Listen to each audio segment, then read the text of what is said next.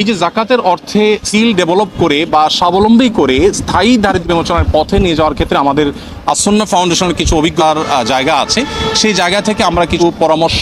কিছু মত আমরা দেওয়ার চেষ্টা করছি মাননীয় প্রধানমন্ত্রী, এবং সেই মতগুলো তিনি শুনে তিনি খুশি হলেন এবং তিনি আমাদেরকে মাননীয় মন্ত্রী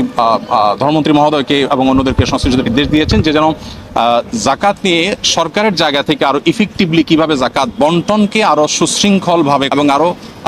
ইফেক্টিভলি করা যায় সেই সম্ভাবনাগুলোকে খুঁজে বের করার জন্য তিনি নির্দেশ দিয়েছেন।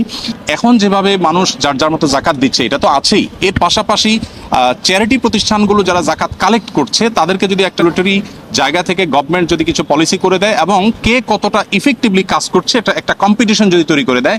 শুধুমাত্র ওআইসিভুক্ত দেশ বেয়ে যেই পরিমাণ জাকাত হয় সেটার পরিমাণ হলো $600 বিলিয়ন,